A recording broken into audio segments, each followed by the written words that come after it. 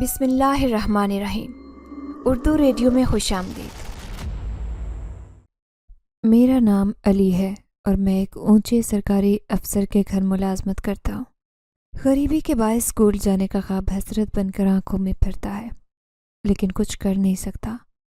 میرے والدین نے بے انتہا غربت اور تنگی کے باوجود ہمیں بھیک مانگنے سے ہمیشہ دور رکھا، ہمیشہ خودداری کا درس دیا۔ میں جس گھر میں کام کرتا ہوں وہاں کی مالکن انتہائی تیز مزاج خاتون ہے، ذرا سی بات پر آگ بگولا ہو جاتی ہیں۔ آج بھی بچوں کے اسکول یونیفارم استری کرتے وقت میرا دھیان بھٹک گیا کہ اگر یہ یونیفارم میں پہنوں تو کیسا لگوں گا۔ بس انہی سوچوں میں گم تھا کہ استری میرے ہاتھ سے گری اور میرے ہاتھ سمیت شرٹ کو کونا جلا گئی۔ مالکن نے مجھے بہت باتیں سنائی اور نوکری سے نکال دیا۔ میں انتہائی پریشانی کے عالم میں گھر کی طرف جا رہا تھا کہ مجھے ایک جن زادی ملی جس نے مجھے 50,000 روپے دیے اور کہا کہ ان سے کاروبار شروع کرو، اور ایک لفافہ دیا جس میں میری ماں کے نام خط تھا۔ جن زادی نے کہا کہ اس لفافے پر لکھی تحریر پر عمل کرنا ورنہ۔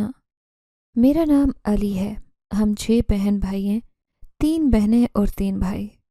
میرا تعلق اسی معاشرے کے انتہائی نچلے طبقے سے ہے جنہیں سانسوں کی ڈور کو زندگی سے باندھے رکھنے کے لیے بہت جدوجہد کرنی پڑتی ہے۔ کبھی فاقے تو کبھی پیٹ بھر کر کھا لیا۔ گھر کے سب افراد کوئی نہ کوئی کام کرتے ہیں، لیکن پھر بھی اس مہنگائی کے دور میں 2 وقت کی روٹی بمشکل پوری ہوتی ہے۔ میری والدہ انتہائی صابر خاتون ہیں، جنہوں نے کبھی تنگی حالات کا شکوہ نہیں کیا، نہ ہی میرے والد سے کبھی اس بات پر لڑائی کی کہ آج پیسے کیوں نہیں لائے۔ ابو اور بڑے بھائی مزدوری کرتے ہیں۔ آج کل حالات ہی ایسے ہیں کہ لوگوں کو بس پیٹ بھرنے کی فکر پڑی رہتی ہے۔ لیبر زیادہ ہے اور کام کم، اس لیے جس دن دہاڑی مل جائے اس دن گھر کے سبھی افراد ذرا پیٹ بھر کر کھانا کھا لیتے ہیں۔ میں اور مجھ سے بڑا بھائی سرکاری افسروں کے گھر ملازمت کرتے ہیں۔ ملازمت کیا ہے، آل ٹائم نوکر کہہ لیں۔ گھر کا ہر چھوٹا موٹا کام کرنے کی ذمہ داری ہم پر ہے۔ امی اور بہنیں گھر بیٹھے لفافے بنانے کا کام کرتی ہیں۔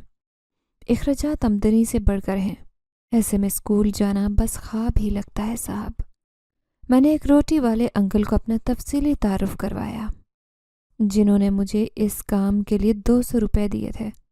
یہ تو تھا ایک غریب بچے کا تعارف جو اسکول جانا چاہتا ہے لیکن وسائل کی کمی کے باعث جا نہیں سکتا۔ ہم میں سے کتنے لوگ ایسے ہیں جو کسی مہنگے ریسٹورنٹ میں جا کر ایک وقت کے کھانے پر اتنے پیسے اڑا دیتے ہیں جتنی اس بچے کی پورے مہینے کی کمائی ہے۔ کاش ہم لوگ اس سمت سوچ سکیں کہ ایسے بچوں کو ہماری توجہ کی خصوصی ضرورت ہے۔ وہ انکل اب بھی کچھ بول رہے تھے، لیکن میں اپنے ہاتھ میں پکڑے وہ 200 روپے کتنی دیر دیکھتا رہا۔ گھر آ کر امی کو بتایا کہ ایسے مجھے انکل نے 200 روپے دیے ہیں۔ امی کہنے لگی، آئندہ تمہیں ایسے کوئی انٹرویو کے لیے کہے تو مت جانا، منع کر دینا، اور پیسے تو بالکل مت لینا۔ عزت سے بڑھ کر کچھ نہیں ہے، چند پیسوں کے عوض اپنی عزت کا سودا نہ کرنا۔ مجھے امی کی بات سمجھ نہیں آئی۔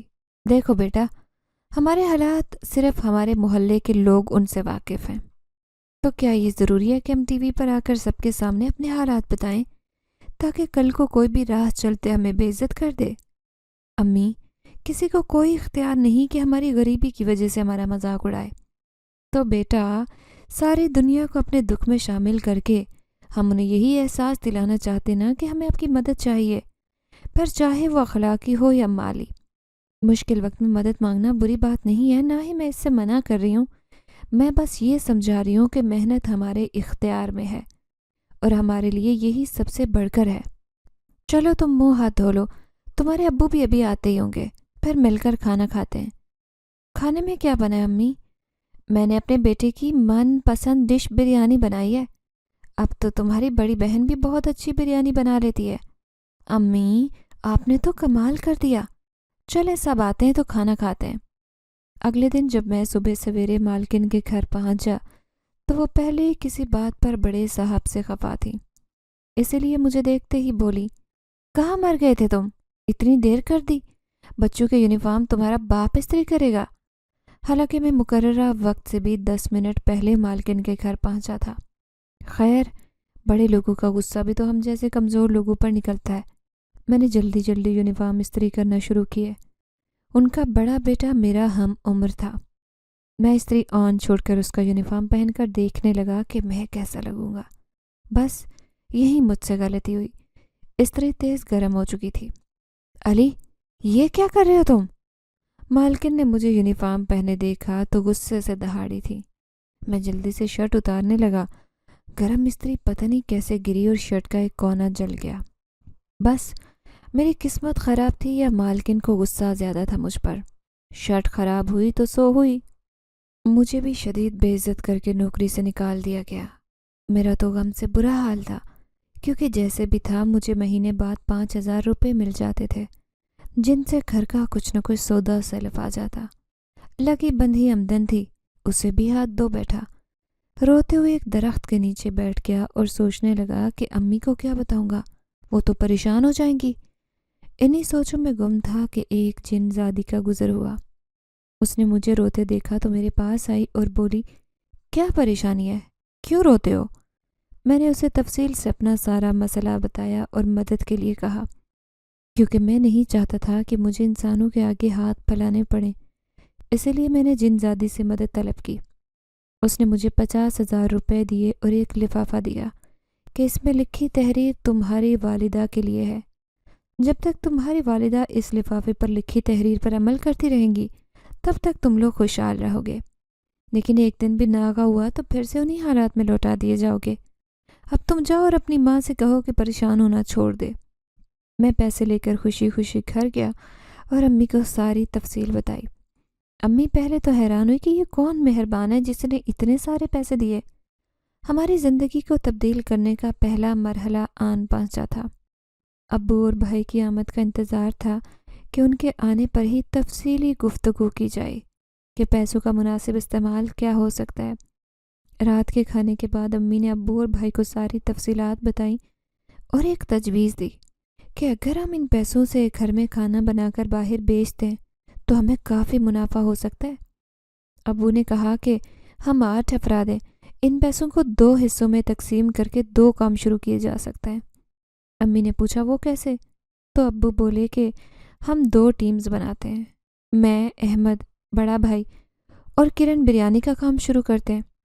میری بیٹی بریانی بہت اچھی بناتی ہے، ہاتھوں ہاتھ بک جائے گی۔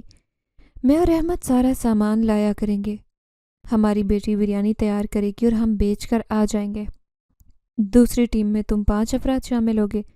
تمہاری امی گھر پر کھانے کی تیاری کریں گی، چھوٹی بہنیں مددگار ہوں گی، اپنی والدہ کی، اور تم دونوں بھائی کھانا ڈیلیور کرو گے۔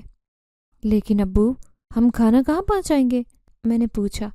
بتاتا ہوں بیٹا، ذرا صبر تو کرو۔ تم اور حسنین پہلے پمفلٹ تیار کرواؤ گے اور شہر کے تمام بڑے اسکولز، کالجز اور دفاتر میں تقسیم کرو گے تاکہ شہر میں لوگوں کی اکثریت تک یہ پیغام پہنچے کہ انہیں گھر کا بنا ہوا تازہ کھانا مناسب قیمت پر مل سکتا ہے۔ تشہیری مہم چلانے کے بعد 1 ہفتے تک تو انتظار کرنا ہی پڑے گا۔ امید ہے جلدی آرڈرز ملنے لگیں گے۔ جب آرڈرز ملیں تو متعلقہ سامان گھر لانا اور یہاں سے کھانا پیک کر کے ڈیلیور کرنا تم دونوں کی ذمہ داری ہے۔ میرے بچوں، میں جانتا ہوں یہ انتہائی مشقت طلب کام ہے، لیکن مجھے یقین ہے کہ آپ سب میرا ساتھ دو گے۔ امی جو خاموشی سے ساری گفتگو سن رہی تھی اب بولی، اس لفافے میں میرے نام ایک اور پیغام ہے، وہ یہ کہ جب کاروبار چل پڑے تو اپنے جیسوں کو نہ بھول جانا اور روزانہ منافع میں سے چاہے 5% ہی صحیح اللہ کے لیے کسی کی مدد کر دینا۔ تمہارا کاروبار جلدی ترقی کرنے لگے گا، انشاءاللہ ہم ضرور صدقہ نکالیں گے، ابو نے کہا، اور سب اگلے ہفتے میں کام کرنے والے کاموں کا جائزہ لینے لگے کہ کس نے کون سا کام کرنا ہے۔ 1 ہفتہ بہت مصروف گزرا۔ میں اور میرا بھائی حسین شہر کے تمام چھوٹے بڑے اسکولوں اور کالجوں میں اپنے گھر کا کھانا کے نام سے پمفلٹ تقسیم کر کے آئے تھے۔ اسکول کے سامنے سے گزرتے ہوئے ایک بار پھر دل میں کسک اٹھی تھی کہ کاش میں بھی کسی اسکول میں پڑھ سکتا، اگر مجھ پر یہ معاشی بوجھ نہ ہوتا۔ شہر میں اکثر دفاتر ایسے تھے کہ جہاں بہت سارے لوگوں نے ہمیں پہلے دن ہی آرڈر دے دیا تھا، کیونکہ وہ لوگ بازاری مہنگے کھانوں سے تنگ آ چکے تھے۔ ہم نے گھر آ کر امی کو بتایا اور امی نے بسم اللہ پڑھ کر مطلوبہ سامان کی پرچی اور کچھ پیسے میرے ہاتھ میں تھما دیے۔ شام کو ہم دونوں بھائی سامان لے آئے۔ دن کی نسبت شام کے وقت سبزی ذرا سستی ملتی تھی۔ اگلے دن کھانا تیار ہوا اور ہم مقررہ وقت پر کھانا لے کر دفتر پہنچ گئے۔ ان کو کھانا بہت پسند آیا اور اسی وقت پیسوں کی ادائیگی کر دی گئی۔ ساتھ ہی اگلے دن کے لیے آرڈرز بھی مل گئے۔ یوں ہمارا کام شروع ہو گیا۔ دوسری طرف ابو اور بھائی کا کام بھی بہت اچھا چلنے لگا۔ آپ ہی بریانی بناتی اور بھائی پیکنگ کا کام کرتے۔ شروعات 50 ڈبوں سے کی گئی اور اللہ کے فضل سے مناسب بچت ہو گئی۔ امی ابو کی رائے تھی کہ دونوں کام الگ ہیں، اس لیے ان کا حساب کتاب بھی الگ ہی رکھنا چاہیے، اور ایسا ہی کیا گیا۔ ابو نے معمول بنایا کہ روزانہ ایک بھوکے کا پیٹ بھرنا ہے اور اس پر سختی سے کاربند رہے۔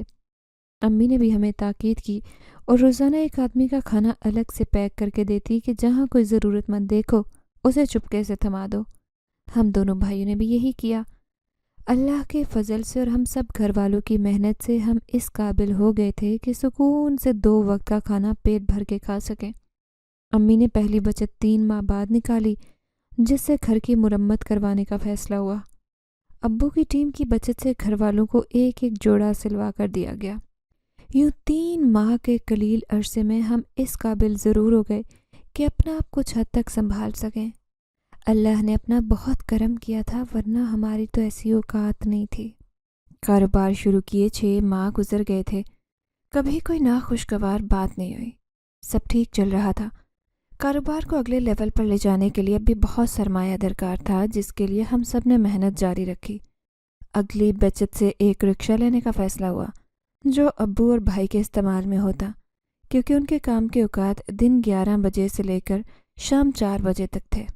سو انہوں نے فیصلہ کیا کہ صبح فجر کے بعد سبزی منڈی سے سبزیاں لا کر مناسب منافع رکھ کر دکانداروں کو فراہم کی جائیں گی۔ اس صورت میں ہمیں بھی بازار سے سبزیاں نہ لانی پڑتی، ویسے بھی آمدن کا ایک اور ذریعہ بڑھ جاتا، لہٰذا ایک سیکنڈ ہینڈ رکشہ خرید لیا گیا۔ اب یہ بھی سہولت تھی کہ ابو اور بھائی کو بریانی کے ڈبے کسی کی دکان کے آگے نہیں رکھنے پڑتے تھے، اپنے رکشے میں سامان رکھتے اور بیچ کر گھر واپس آ جاتے۔ آپ ہی نے بریانی کے ساتھ سلاد اور رائتہ تو دیا ہی تھا، اب شامی کباب بھی شامل کیے اور قیمت میں معمولی اضافہ کیا، لیکن اس کے بعد بریانی کی خرید میں اضافہ ہوا۔ اب روزانہ کی بنیاد پر کبھی 70، 80 اور کبھی 100 ڈبے ہمارے بک جایا کرتے تھے۔ دوسری طرف ہمیں بھی ایک بائک یا رکشے کی ضرورت تھی تاکہ کسٹمرز تک کھانا پہنچانے میں دیر نہ ہو۔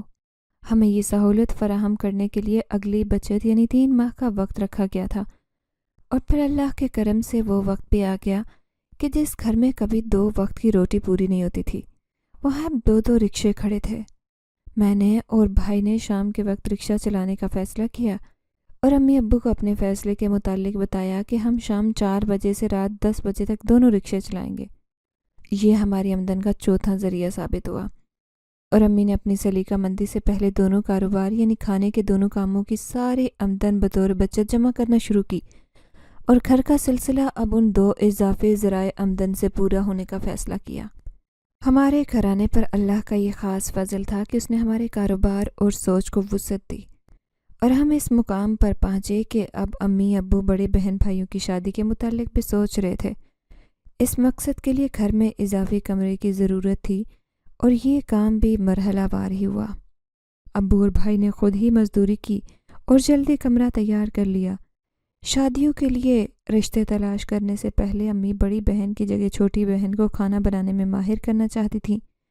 ویسے تو وہ کافی کچھ سیکھ چکی تھی، لیکن پھر بھی باہر کسٹمر کے لحاظ سے کھانا بنانا اس کو ابھی نہیں آتا تھا، اس لیے امی نے اسے 6 مہینے اس کو اچھے سے گائیڈ کیا تاکہ وہ کھانا بنانے میں اچھی خاصی ماہر ہو سکے۔ یوں امی کی پریشانی ختم ہوئی اور آپ ہی کے لیے رشتوں کی تلاش شروع ہوئی۔ قرۂ فعال ہمارے خالہ زاد بھائی کے نام نکلا جو بیرون ملک مزدوری کرتے تھے۔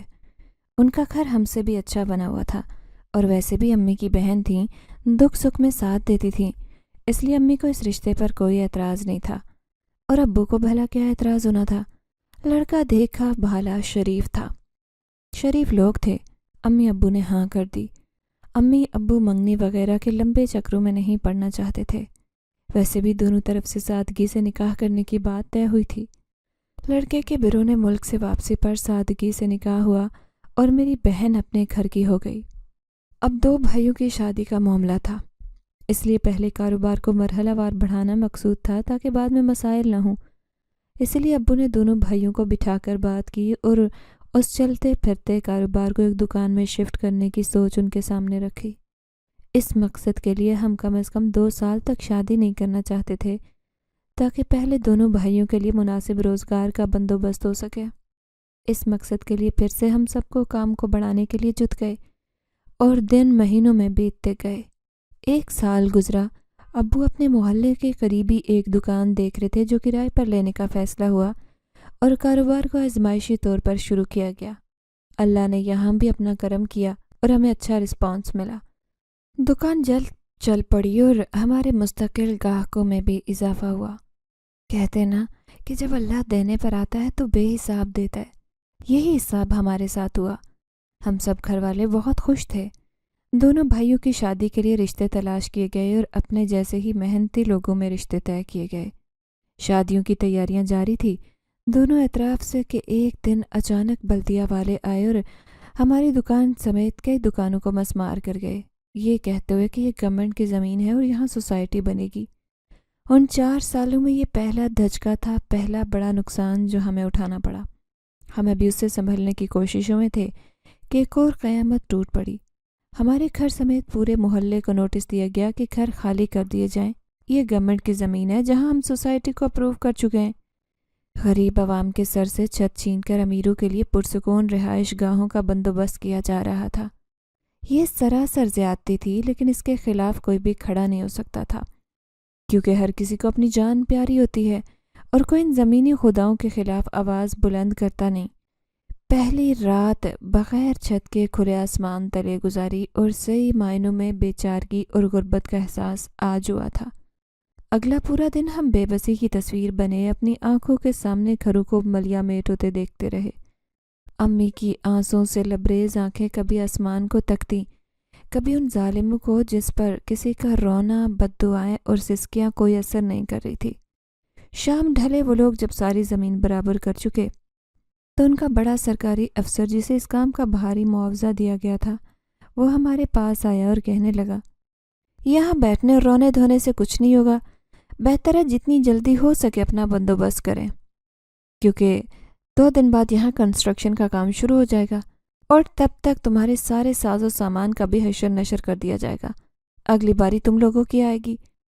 بہتری اسی میں ہے کہ یہ جگہ چپ چاپ چھوڑ دو، سامان اٹھاؤ اپنا اور یہاں سے چلتے بنو۔ یہ وہی سرکاری افسر تھا جس کے گھر میں 4 سال پہلے ملازمت کرتا تھا۔ اس کی منتیں کرنے یا پاؤں پکڑنے کا فائدہ نہیں تھا۔ جیسی سخت مزاج اس کی بیوی تھی، یہ اس سے بھی 2 ہاتھ آگے تھا۔ اسے کیسے بتاتے کہ جہاں ہمارے بزرگ رہتے ہوں، ہمارے بچپن کی یادیں ہوں، وہ جگہ اتنی آسانی سے چھوڑ دی جائیں۔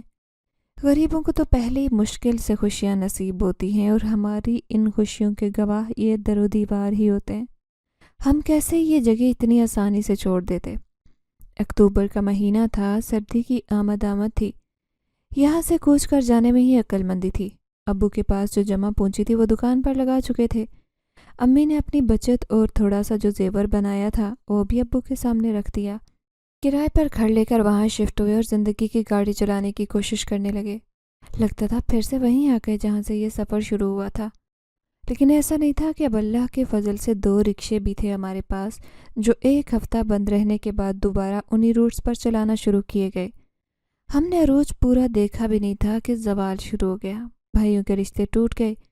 وجہ یہ بتائی گئی کہ ہم نے تو سوچا تھا کہ اچھے کاروباری لوگ ہیں، ہماری بیٹیاں عیش کریں گی۔ امی نے اللہ کا شکر ادا کیا کہ بر وقت ایسے لوگوں سے جان چھوٹ گئی۔ کھانے کا کاروبار دوبارہ شروع کرنے کے لیے سرمایہ چاہیے تھا اور اس کے لیے ابو اور ہم تینوں بھائیوں نے دن رات ایک کر دیا۔ ہم چاروں نے مقررہ وقت کے لیے حساب سے رکشے چلانے لگے اور امی کو سلائی بھی آتی تھی۔ انہوں نے چھوٹی بہنوں کو بھی اس کام میں اپنی مدد کے لیے لگایا اور نئے محلے کی کچھ خواتین کے کپڑے سلائی کرنا شروع کیے۔ حیرت انگیز طور پر امی کی سلائی سب کو پسند آئی۔ شادیوں کا سیزن تھا، لوگوں نے اپنے بچوں کی شادیوں کے کپڑے تک امی سے سلوائے۔ اللہ نے ایک بار پھر سے ہماری سن لی۔ بچت کا پھر سے وہی حساب رکھا گیا اور 1 سال بعد کرائے کی دکان لے کر بریانی کا کام شروع کیا گیا، جو کہ ابو اور بڑے بھائی نے سنبھالا۔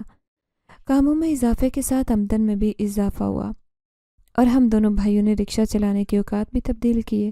صبح فجر کے بعد منڈی سے سبزی لے کر دکانوں پر پہنچ جاتے اور اس کے بعد اسکول کے بچوں کو اسکولز تک چھوڑ آتے۔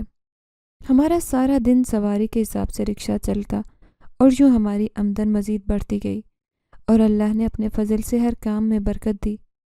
ایک دن میں نے یوں ہی امی سے پوچھا کہ آپ کا وہ معمول تو نہیں بدلا صدقہ دینے والا؟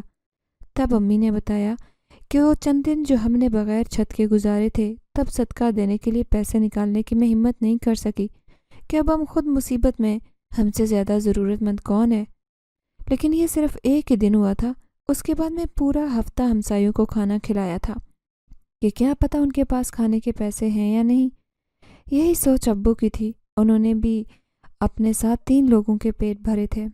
بظاہر تو ہمیں کوئی کوتاہی نظر نہیں آ رہی تھی کہ کہاں غلطی ہوئی کہ ایسے سزا ملی، لیکن یہ ضروری نہیں کہ ہر معاملے میں انسان ہی خطا وار ہو، کچھ آزمائش کے طور پر بھی آتی ہیں۔ اللہ کی ذات انسان کو آزماتی ہے کہ اس کا بندہ کتنا صبر کرتا ہے، اور ہم نے بھی اپنی کوشش کی کہ اس مشکل وقت میں اللہ سے گلے شکوے کرنے کی بجائے جو کچھ میسر ہے اس پر رب کا شکر ادا کریں اور نئے سرے سے اپنی زندگیوں کا آغاز کریں، نہ کہ روتے ہوئے زندگی گزاریں۔ زندگی کا نام ہی جدوجہد ہے، اور ہماری جدوجہد 8 سال کی عمر میں شروع ہو گئی تھی۔ اب تو الحمدللہ اچھے کھاتے پیتے ہیں، اچھا پہنتے ہیں، گھر اور دکان کرائے پر ہیں، وہ بھی ایک دن اپنے ہو جائیں گے۔ آج کافی دن بعد امی سے ان کے ہاتھ کی بنی بریانی کھانے کی فرمائش کی تھی۔ سب کھانا کھانے بیٹھے تو اللہ کا شکر ادا کیا اور امی نے بات شروع کی۔ گھروں کے مسمار ہونے سے کچھ دن قبل میں نے خواب دیکھا تھا کہ قبرستان میں 2 عورتیں آپس میں لڑ رہی ہیں اور علی کا نام لیا جا رہا ہے۔ امی کہتی ہیں کہ میں اس خواب سے بہت پریشان ہوئی تھی، لیکن اس عجیب خواب کے بارے میں کسی کو بتا نہیں سکی تھی۔ اس کے بعد یہ گھروں والا معاملہ ہوا، کہیں یہ جن ذاتیوں کی کارستانی تو نہیں ہے؟ ارے نہیں امی، بھلا جو ہماری مدد کو ہے وہ ہمارے ساتھ باقی لوگوں کو نقصان کیوں پہنچائیں گی؟ ویسے بھی یہ سب کام اللہ کی مرضی سے ہوتے ہیں، اسی میں کوئی بہتری ہوگی۔ میں بولا، ہاں بیٹا یہ تو ہے، اب دیکھو وہ لوگ دکھنے میں تو اچھے شریف تھے، لیکن انہوں نے بس بچوں کے کاروبار کو دیکھا تک نہیں کہ بچے محنتی ہیں، اپنا مستقبل دوبارہ بنا لیں گے۔ ایسی آزمائش ان کی بچیوں کی شادی کے بعد بھی تو آ سکتی تھی۔ امی، بس کچھ لوگ ایسے ہوتے ہیں جو انسان کا حال دیکھتے ہیں، مستقبل نہیں۔ آپ کے بیٹوں کو کون سا کوئی کمی ہے؟ جن زادیاں تک اس کے لیے آپس میں لڑتی ہیں، میں نے ہنستے ہوئے کہا۔ ارے کیا مطلب؟ امی یہ جو آپ نے خواب دیکھا یہ سب کچھ حقیقت میں ہو چکا ہے۔ میں نے آپ کی پریشانی کے خیال سے نہیں بتایا تھا۔ اصل میں بات کچھ یوں ہے کہ جب ابو اور بھائی دکان بنا رہے تھے بریانی کا کاروبار وسیع کرنے کے لیے، ان دنوں میں یہ دونوں بہنیں مجھے رکشے کے انتظار میں کھڑی ہوتی دکھائی دی تھیں۔ میں نے انہیں عام انسان سمجھ کر رکشے میں بٹھا لیا، لیکن جب انہوں نے اپنی منزل قبرستان بتائی تب مجھے شک گزرا اور میں نے پوچھا، بی بی آپ نے رات کے اس پہر قبرستان کیوں جانا ہے؟ تب رات کے 10 بجنے والے تھے اور میں نے انہیں آخری سواری سمجھ کر بٹھا لیا کہ ان کی منزل پر پہنچا کر گھر چلا جاؤں گا، لیکن انہوں نے مجھے قبرستان جانے کا کہہ دیا۔ میں چپ چاپ رکشہ چلاتا رہا کیونکہ ان کا ہم پر احسان تھا، اور قبرستان کے پاس رکشہ روک کر پوچھا، جی آپ اتر جائیں، میں نے بھی گھر جانا ہے۔ تو ان میں سے ایک جن زادی بولی، گھر بھی چلے جانا، اتنی بھی کیا جلدی ہے، پہلے ہماری بات تو سن لو۔ یہ کہہ کر وہ رکشے سے اتری اور اپنے پیچھے چلنے کا اشارہ کر دیا۔ میں ان کے پیچھے گیا تو وہ ایک ادکھلی قبر کے پاس جا کر رک گئیں اور مجھے کہا کہ ہم دونوں بہنیں ہیں، ہم دونوں ہی تم سے شادی کی درخواست گار ہیں، لیکن یہ ممکن نہیں ہے کیونکہ میں انسان ہوں اور تم جن زادی۔ فرض کرو اگر یہ ممکن ہو جائے تو میں بیک وقت تم دونوں سے شادی نہیں کر سکوں گا، اور ویسے بھی ایک انسان اور جن کی شادی تو ممکن ہی نہیں ہے، تو میں کیسے کر سکتا ہوں؟ کرنا تو تمہیں پڑے گا، چاہے جو بھی کر لو، یہ ہمارا آخری فیصلہ ہے۔ ابھی بحث کرتے ہوئے تھوڑی دیر ہی گزری تھی کہ ان کے قبیلے کے سردار اپنے ساتھ بہت سارے جن زاد اور جن زادیوں کو لے کر آ گئے۔ تب ایک بار تو مجھے لگا کہ یہ میری زندگی کی آخری رات ہے، کیونکہ آنے والے لوگ بھی یقیناً اپنے جیسے جن زادوں کا ہی ساتھ دیتے۔ میرے لیے تو وہاں 1 منٹ بھی کھڑا ہونا مشکل تھا، لیکن میری مجبوری تھی۔ ایک قدم بھی اٹھاتا تو کیا معلوم کہ اگلا قدم اٹھانے کے قابل بھی رہتا یا نہیں۔ اس لیے خاموشی سے کھڑا دیکھتا رہا کہ اب یہ لوگ کیا کرتے ہیں۔ قبیلے کا سردار معزز بزرگ تھا جن کی سب جن زیادہ تکریم کیا کرتے تھے۔ مجھے لگا کہ یہ میری بات سن کر شاید میرا ساتھ دے، اس لیے اپنی ساری بات اس کے سامنے رکھی کہ اب آپ ہی فیصلہ کریں۔ میں جن زادی سے کیسے صرف اس لیے شادی کروں کہ اس نے مشکل وقت میں میری مدد کی تھی؟ ایک انسان اور جن کی بھلا شادی کیوں کر ممکن ہے؟ کیونکہ یہ تو دونوں الگ مخلوقات ہیں، الگ دنیاؤں سے تعلق رکھتے ہیں، بلکہ بالکل مختلف زندگی گزارتے ہیں۔ سردار جن نے میری بات تحمل سے سنی اور دونوں جن زادیوں کو خاموش رہنے کا حکم دیا، اور وہ جن زادیاں مجھے مسلسل برا بھلا کہے جا رہی تھیں۔ سردار کی ایک آواز پر خاموش ہو گئیں۔ کچھ سکون ہوا تو سردار جن مجھ سے مخاطب ہوئے۔ نوجوان، تم اچھے انسان معلوم ہوتے ہو، تمہارا کردار مضبوط دکھائی دیتا ہے۔ ہم بذات خود تم سے کافی متاثر ہوئے ہیں اور تمہاری سبھی باتیں درست ہیں۔ ہم بالکل الگ دنیاؤں کے لوگ ہیں، مختلف طرز زندگی کی بات ہمارا ہونا ویسے بھی ناممکن ہے۔ ہم مسلمان جنات کے قبیلے سے تعلق رکھتے ہیں اور اللہ کی عبادت کرتے ہیں۔ تمہاری سبھی باتیں میرے دل کو لگی ہیں۔ میں دل سے تمہاری عزت کرتا ہوں اور اپنی بیٹی کو حکم دیتا ہوں کہ تمہارا پیچھا چھوڑ دیں اور تمہیں دوبارہ کبھی ہماری وجہ سے پریشانی کا سامنا نہ کرنا پڑے۔ اگر تمہیں مستقبل میں بھی کوئی تکلیف پہنچے تو میں تمہارے لیے حاضر ہوں۔ تم کسی وقت بھی اس انگوٹھی کو گھمانا، میں آ جاؤں گا۔ یہ کہہ کر سردار جن نے اپنی انگوٹھی اتاری اور میرے دائیں ہاتھ کی انگلی میں پہنا دی اور کہا، جوان، تمہیں جو تکلیف پہنچی اس کے لیے معذرت خواہ اور اپنے قبیلے سمیت تم سے معافی مانگتا ہوں۔ ہم جنات کو انسانوں کی دنیا میں دخل دینے کی اجازت نہیں۔ آئندہ کے لیے احتیاط کریں گے اور کوشش کریں گے کہ اپنی صاحبزادیوں کو سمجھائیں۔ بہرحال تمہیں اس حوالے سے فکر مند ہونے کی ضرورت نہیں۔ تم اب بے فکر ہو کر گھر جاؤ، تمہاری ماں انتظار کر رہی ہوگی۔ یہ وہی رات تھی امی جب میں 12 بجے گھر پہنچا تو سب سو رہے تھے، لیکن آپ جاگ رہی تھی اور آپ نے پوچھا کہ میرے بچے کیا ہوا، آج اتنی دیر کر دی اور یہ چہرے پر اتنی ہوائیاں کیوں اڑ رہی ہیں؟ کسی سے لڑائی تو نہیں ہوئی؟ تب آپ نے ایک ہی سانس میں اتنے سوال کر ڈالے اور سچ پوچھے تو آپ کو اتنا پریشان دیکھ کر میری ہمت ہی نہیں ہوئی کہ میں آپ کو وہ سب کچھ بتا سکوں، اس لیے خاموش رہا۔ بس یہ کہا کہ سواریاں دور کی تھیں اس لیے گھر آتے دیر ہو گئی اور آپ کو یقین نہیں آیا۔ ظاہر ہے بیٹا تم اتنی مشکل میں تھے، مجھے کیسے نیند آتی؟ امی بولی، تم نے اس وقت اپنی پریشانی مجھ سے چھپائی ضرور تھی، لیکن مجھے اندازہ تھا کہ کوئی زیادہ بڑا مسئلہ ہے۔ چلے امی کوئی بات نہیں، مشکل وقت تھا وہ بھی گزر گیا، اب اللہ کا کرم ہے کہ ایسی کوئی بات نہیں۔ ویسے بھی کسی مشکل کی صورت میں یہ انگوٹھی دی تھی، سردار جن نے اسے کہا تھا کہ استعمال کروں اور وہ حاضر ہو جائے گا۔ فی الحال تو ایسی کوئی ضرورت نہیں ہے، میں نے کہا۔ اب گھر بنانا اور دکان بنانا ضروری ہے کیونکہ اب سب بہن بھائیوں کی شادیاں کرنی ہیں۔ آپ ہی تو تمہاری دبئی چلی گئی ہیں اپنے شوہر کے پاس، ان کی تو کوئی فکر نہیں، امی بولی۔ لیکن ہم ان معاملات کے لیے کسی جن زادے کی مدد نہیں لیں گے، ہم خود محنت کریں گے۔ آپ نے ہمیں محنت کرنے والا بنایا ہے، اشد ضرورت کے بغیر ہم ان کی مدد نہیں لیں گے۔ ویسے بھی اب ہم سب کے کام ٹھیک چل رہے ہیں، اس لیے پریشانی کی کوئی بات نہیں ہے۔ آپ بے فکر رہیں، اپنا کام کریں، اللہ کرم کرے گا، انشاءاللہ سارے معاملات ٹھیک ہو جائیں گے، انشاءاللہ، امی نے کہا۔ 2 سال مزید گزرے اور بالآخر کئی سالوں کی جد و جہد کے بعد ہم ایک مستقل ذریعہ آمدن بنانے میں کامیاب ہو گئے۔ ابو نے دکان خرید لی اور اب ایسی کوئی پریشانی نہیں تھی کہ بلدیہ دکان گرائے گی، کیونکہ یہ دکان مین بازار میں بنائی گئی تھی اور ایسا کوئی خطرہ نہیں تھا کہ روزگار کا یہ ذریعہ ہم سے چھن جائے۔ اس لیے اب پھر سے رشتوں کی تلاش شروع ہوئی۔ ابو نے اپنے ساتھ مزدوری کرنے والے ساتھی سے اس حوالے سے بات کی۔ اندھا کیا چاہے 2 آنکھیں، انہوں نے حامی بھر لی اور اپنے گھر آنے کی دعوت دے دی۔ امی اور بہنیں رشتہ دیکھنے کے حساب سے گئے تو ان کا گھر بھی ہمارے پہلے گھر جیسا تھا، بالکل ویسا ہی مانوس سا ماحول۔ محنت کرتے ہوئے زندگی کی گاڑی کا پہیہ چلاتے یہ لوگ امی کو بہت اچھے لگے۔ امی نے ان کی دونوں بیٹیوں کا ہاتھ مانگ لیا۔ گھر میں ابو نے شادی کی تیاری کے حوالے سے پہلے یہ بات واضح کر دی تھی کہ چاہے بیٹے کی شادی ہو یا بیٹے کی، وہ سادگی سے ہی شادی کریں گے۔ سو اس بات پر عمل ہوا اور جمعے کے دن ہم دونوں بھائیوں کا نکاح ہوا۔ اگلے دن ابو نے ولیمے کا اہتمام کیا اور اپنے پرانے محلے، بچپن کے ساتھیوں اور مزدوری کے دور کے لوگوں کو بھی بلایا۔ بہت عرصے بعد میں نے اپنے ابو کو اتنا خوش دیکھا۔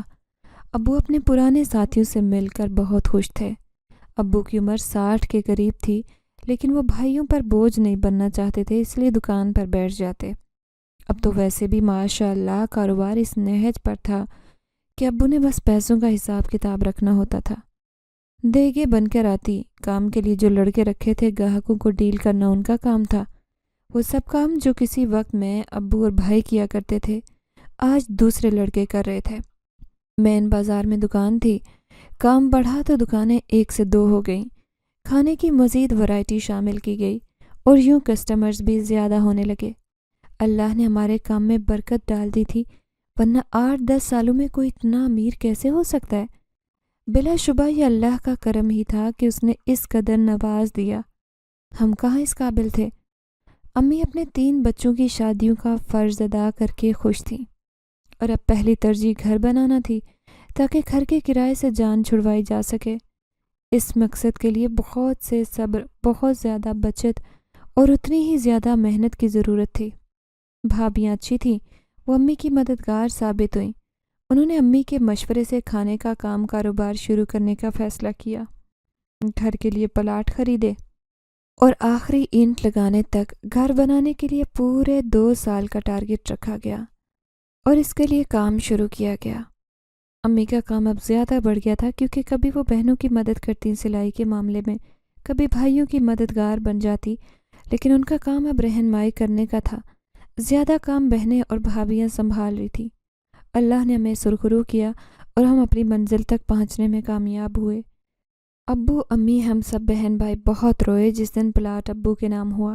یہ ہماری منزل کی طرف پہلا قدم تھا، اور اس پر صرف ہمارے گھر کی نہیں، مستقبل کی بنیادیں بھی کھڑی تھیں۔ اس لیے ہم اللہ کا جتنا شکر ادا کرتے کم تھا۔ امی، ابو اور ہم بھائی حسب توفیق صدقہ کرتے رہتے۔ اب تو بازار میں بیٹھے تو کافی ایسے لوگوں سے واسطہ پڑتا جنہیں کئی دن سے مزدوری نہیں ملتی تھی، اور وہ اپنے خاندان سمیت فاقے کرنے پر مجبور تھے۔ ابو نے کئی ایسے لوگوں کو چھوٹے چھوٹے کاروبار بھی شروع کروا کے دیے جو 2 وقتی روٹی کے لیے ترستے تھے۔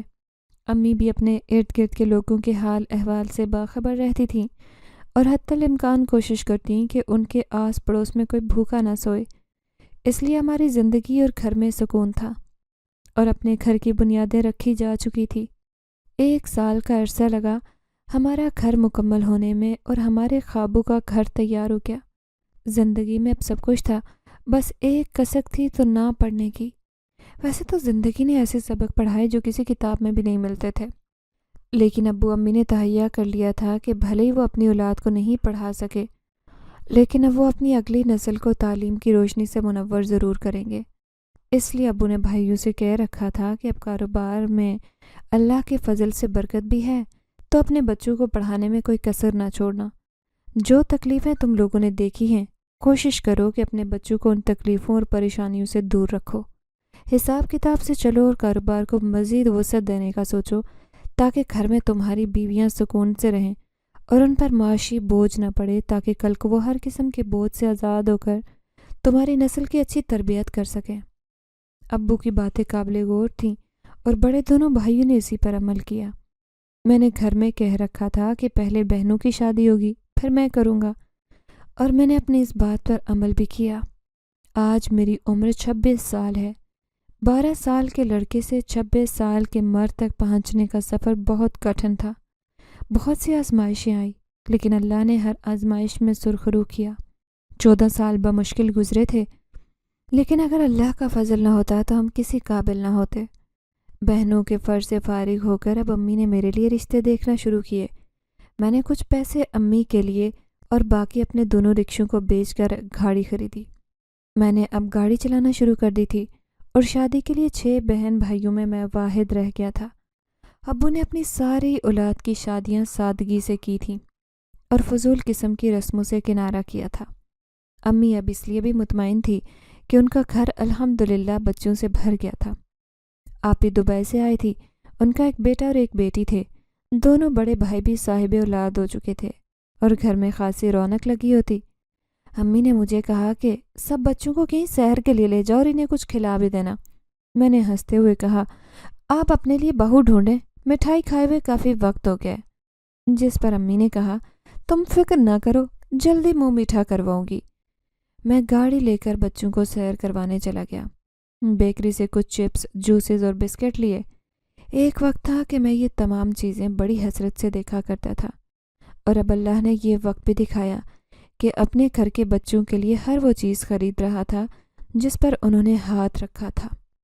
मैं बेकरी से बाहर निकला तो किधर लंबी सी एक खातून ने मेरा रास्ता रोक लिया और पैसे मांगने लगी। मैंने उसे कुछ पैसे देने के लिए जेब में हाथ डाला तो उसने मेरा दूसरा हाथ पकड़कर वो अंगूठी उतार ली जो मुझे सरदार जिन ने दी थी कि मुश्किल वक्त में उसे मदद के लिए बुला सकूं। मैंने जैसे ही जेब से हाथ बाहर निकाला तो वो औरत अंगूठी लेकर मेरी नज़रों से ओझल हो चुकी थी। मैं हैरान परेशान कभी हाथ को देखता, कभी उस औरत को जहां वो औरत गई थी। इतने में बच्चों ने आवाज़ दी, मामू हमें सैर करवाने ले चले ना। मैंने अपने हवास बहाल की और गाड़ी की तरफ बढ़ गया। बच्चों को बिठाया और गाड़ी पार्क की तरफ मोड़ दी, लेकिन यह क्या, गाड़ी उसी रास्ते पर जा रही थी जिस तरफ वो औरत गई थी। मामू पार्क इस तरफ तो नहीं है? मेरे भांजे ने मुझे मुखातिब किया। अब उसे क्या बताता कि हमारे साथ क्या होने जा रहा है, क्योंकि गाड़ी का रुख कब्रिस्तान की तरफ मोड़ दिया गया। मुझे समझ आ चुकी थी कि बच्चों समेत मुझे यहाँ लाने का क्या मकसद था, ताकि बच्चों के बहाने मुझे ब्लैकमेल करके अपनी बात मनवाई जा सके, और अंगूठी भी इसीलिए उतारी गई ताकि मैं मदद ना मांग सकूं। मैं बहुत परेशान था कि ये सब क्या होने जा रहा है। गाड़ी मेरे कंट्रोल में नहीं थी, बच्चे भी अलग सहमे हुए बैठे थे। कब्रिस्तान पहुंचकर गाड़ी रोक दी गई और दोनों दरवाजे खोल दिए गए। मैं बच्चों को लेकर बाहर निकला तो वही जिनजादियां अपनी असल शक्ल के साथ वहां मेरे इस्तकबाल के लिए मौजूद थे। मैंने खुद को इतना बेबस कभी आज तक महसूस नहीं किया था कि किसी को मदद के लिए नहीं पुकार सकता। एक जिनजादी ने आगे बढ़कर मेरे दोनों हाथ बांध दिए और दूसरी ने बच्चों के सामने छुरी लहरा दी ताकि वो खौफ ज़दा हो जाएं और मैं उनकी जान के डर से जिनजादियों की बात मान लूं। मैंने दिल ही दिल में आयतुल कुर्सी का वेट शुरू कर दिया और बच्चों को अल्लाह के कलाम के हिसार में किया ताकि उन्हें कोई नुकसान ना पहुंच सके। अभी मैंने अपनी आंखें बंद की और आयतुल कुर्सी पढ़ने में ही मसरूफ़ था कि एक ज़ोरदार आवाज़ आई और जिनजादियों की चीखें फ़िज़ा में बुलंद हुई। बच्चे तो खौफ से डर के मारे रोने लगे थे। मैंने अपनी आंखें खोली तो क्या देखता हूँ कि उनके कबीले के सरदार जिन्होंने अपनी वो अंगूठी मुझे दी थी, वो जिनजादियों को गज़बनाक निगाहों से घूर रहे थे और ऐसे लग रहा था कि वो जल्द ही उन दोनों का किस्सा तमाम करने वाले हैं। सरदार जिन मुझसे मुखातिब हुए, जवान, हम एक बार फिर तुमसे शर्मिंदा हैं कि तुम्हें हमारी कौम ने तकलीफ़ दी। तुम्हारी अंगूठी जिस वक्त उंगली से निकली मुझे उसी वक्त पता चल गया था और मैं इसीलिए फ़ौरन अपने कबीले समेत यहाँ पहुँच गया हूँ। तुम्हें जो तकलीफ़ उठानी पड़ी उसके लिए मैं बहुत माजरत खा हूँ। उसके बाद वो अपने साथी जिन्नात से बोले कि इन जिनजादियों को दोनों को साथ लेकर चलो, इनका फ़ैसला अब बड़े सरदार साहब ही करेंगे। इतना कहकर वो सरदार जिन मुझे दोबारा से अंगूठी पहनाकर अपने कबीले समेत वहाँ से रुखसत हो गए। मैंने अब बच्चों को उठाया और गाड़ी में लिटा दिया। जब वो होश में आए तो पार्क में थे। उन्होंने मुझसे पूछा कि वो कौन लोग थे। मैंने बताया कि वो दोस्त थे, हमारी मदद करने आए थे। उसके बाद उन्हें झूले दिलाए और सारा दिन घर से बाहर रखा ताकि वो वाक़या भूल जाएं और घर में किसी से जिक्र ना करें। शाम को जब मैं घर आया तो अम्मी तो मिठाई का डब्बा लिए बैठी हुई थी। मैंने पूछा, अम्मी ये मिठाई किस खुशी में है? तो अम्मी ने बताया कि तुम्हारी आपी की नंद से तुम्हारी बात तय कर दी है हम लोगों ने, और तुम्हारे ससुराल वाले अब जल्दी ही हमें निकाह का भी कह रहे हैं ताकि तुम्हारी बहन और बहनोई दोनों तुम्हारे निकाह में शिरकत कर सकें। अगले जुम्मे को हमने तुम्हारे निकाह का दिन मुकर्रर किया है। और उसके बाद मैंने सब बड़ों की दुआओं में अपनी एक नई और ख़ूबसूरत ज़िंदगी की शुरुआत की थी। आज इतने साल गुजर जाने के बावजूद भी अब जब भी कभी मुझे वो वाक़या याद आता है तो मेरे रोंगटे खड़े हो जाते हैं। अल्लाह ताला के करम से ہمارے گھر میں اب سب کچھ موجود ہے، پیسہ بھی ہے اور سکون بھی ہے۔ بلا شبہ یہ سب اللہ تعالیٰ کے کرم، ہمارے والدین کی سخت محنت اور ہم سب کی قربانیوں کے باعث ہی ممکن ہو سکا ہے۔ اگر آپ کو ہماری یہ کہانی پسند آئی ہے تو لائک کیجیے، شیئر کیجیے، اور اگر ابھی تک آپ نے ہمارا چینل سبسکرائب نہیں کیا تو اردو ریڈیو کو لازمی سبسکرائب کیجیے۔ ملتے ہیں اگلی ویڈیو میں۔ اللہ حافظ۔